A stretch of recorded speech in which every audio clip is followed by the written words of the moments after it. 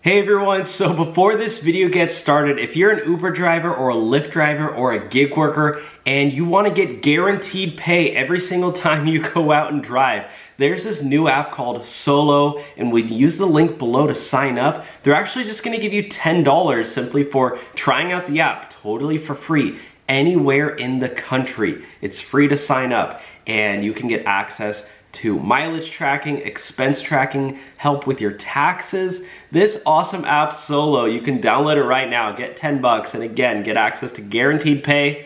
Let's get started with the video.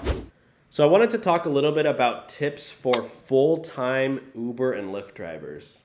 So I know if you're a full-time Uber and Lyft driver, this is your job and this is all you're doing. And you know, it's better to have a strategy when you're on the road for 40 hours a week plus. Even if you're doing only 30 hours a week plus, like you're on the road almost every day, you want to make sure you're maximizing your time on the road. Yeah. So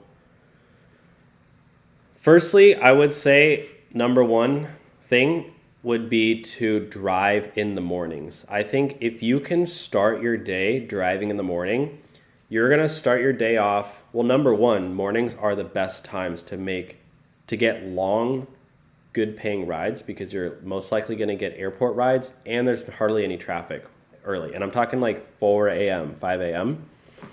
If you can get a few airport rides early, you can probably make $100 before like 8 a.m.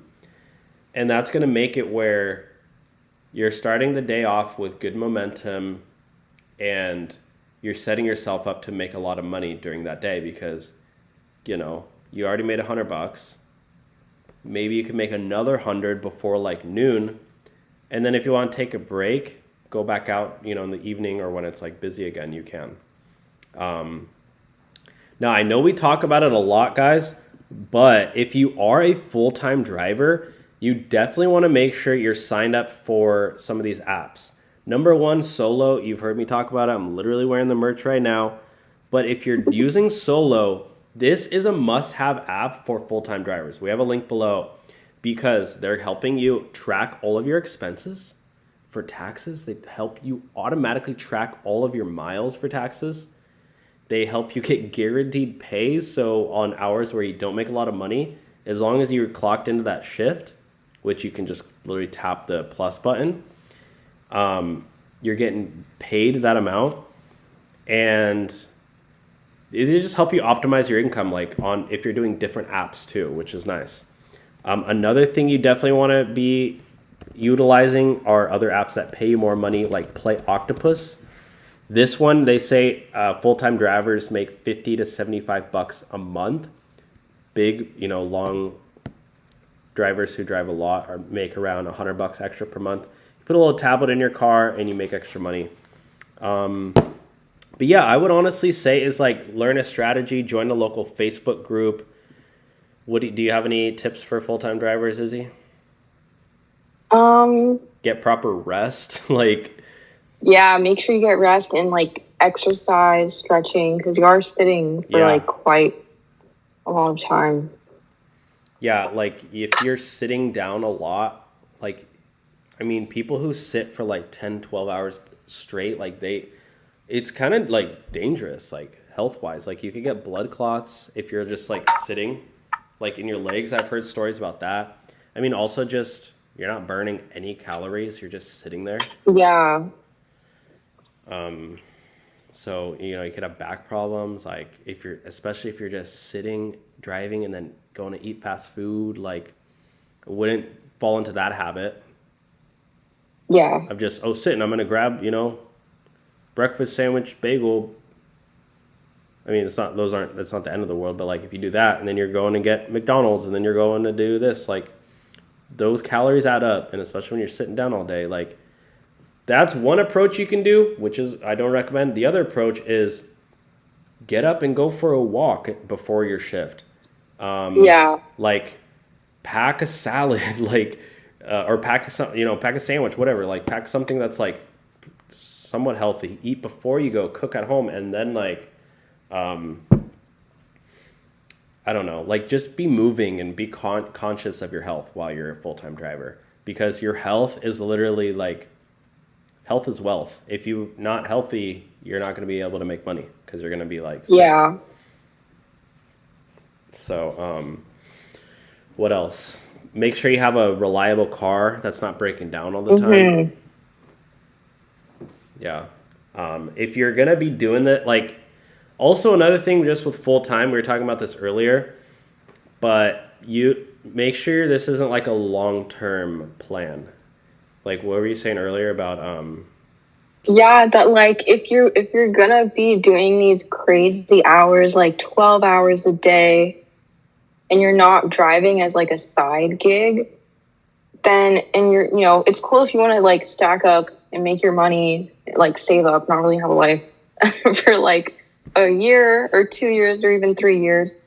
But this shouldn't be like a long-term thing. You don't want to end up being like 10 years later, you've been a full-time Uber driver for the past decade. And like, you know what I mean? like, for one, you're gonna like notice, like, if you're doing full time for 10 years, like, it's gonna be, driving Uber full time is draining. It's exhausting. I'll like, I don't know, after you've driven 40, 50, like, I don't know about you guys, but I've driven 40-hour weeks, and I've had to take, one time I did a 40-hour week. The next 2 weeks, I didn't drive once because I was so, like, drained. I was like, I'm not doing, like, I can't do another ride. Like, I don't know, it's just a draining job. Like, it's like doing a road trip every single day. Like, you've driven long. Well, you did one time, right? Like a long, like, you know how tired you are after? Yeah, no, literally like 2 hours in, I wasn't even tired before driving, but 2 hours in, I had to pull over because I was falling asleep on the road. Yeah, no, I've done, like, doing Uber. Sometimes you're like, yeah, you're like falling asleep. You're like, I gotta pull over. Yeah, I could see that happening. I don't know, Yeah. I feel like your eyes get tired and like heavy, And the and it's noise of just, the traffic, like, just like, yeah. yeah. Um, but if you are going to do this for like a year or two, like, let's say you're moving to a new city and, you don't have a job lined up and you're like, I'm just going to do Uber full time until I find a job. Like, I would say that's like a pretty good strategy, because then you're like, you're doing Uber, but at the same time you're applying to like jobs, right? You're just doing this until you can find a new job. Instead of just moving to the city and having no job, like, I would say that's a perfect time to do Uber full time. Yeah. Is like, I'm gonna work my butt off until I find my next job or whatever. That's kind of what I did too. Like, I was driving for a while for Lyft, and then I got a job at Marriott, and then I Oh, that's cool. and then I basically quit Lyft and my other jobs, and I just focused on doing Marriott, because I was basically working 40 hours a week, and it was like, I was making more there because I didn't have the expenses that come with being a driver. Like, I Yeah. just drove to Marriott, and it was like 5 to 7 miles from my house, and I just drove home at the end of the day. So it was like, I wasn't paying for any gas or wear and tear on my car. I just like drove there and like worked and drove home. And Yeah. so that's, I don't know. It's definitely a trade-off between having like a more stable job versus doing full-time. And really, like, another thing is, do the math. Like, make sure you're doing the math of like how much you're spending in gas, how much you're spending on wear and tear on your car, car maintenance, car depreciation. Like, make sure you're calculating how much you're actually making per hour. Like, I would say, don't quit your job and like, if, let's say you're working at like a normal job and you're like, oh, I hate my job, I'm just going to do Uber. I'm going to do Uber full time. Like, I would say try doing Uber like part-time first and then doing full-time. So let's say you have a job that you want to quit and you're thinking about doing Uber full-time. Do Uber on the weekends. Like, do like an 8 to 10 hour day, like on the weekend first. Try it out before you jump the gun, because like, you might realize pretty quickly, shoot, I don't want to be driving 8 hours a day, 7 days, 5 days a week. Like, you probably find out that pretty soon. So, but yeah, those are the tips. Those are my tips. Do you have any more tips? I mean, I think it's especially good for like students. If you're doing school, whether it's like, I don't know, getting your master's or your bachelor's, then it's really nice to have a flexible work schedule because it's like, let's say you have midterms coming up and you can't work as much because you want to study more. Like you can do that really easily. If you have a regular job, it's a lot harder to try to switch your hours. Like you usually have to get someone to cover your shift or, Yeah. like ask for time off like way ahead of time. So Yeah. chat for me. Yeah, I mean, I don't know. I feel like Uber's fun when you like you're not like it's not your only job. Like if you have another job and you're doing Uber to like make more money, I feel like then it becomes more fun because you're not like super relying on it. Yeah, that makes sense.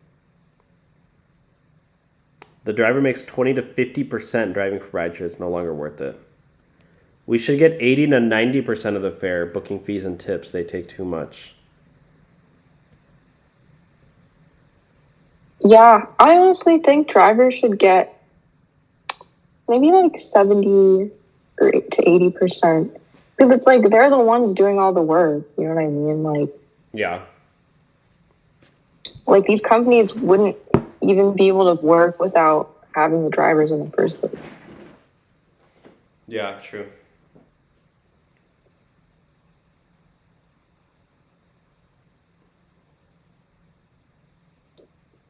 Yeah.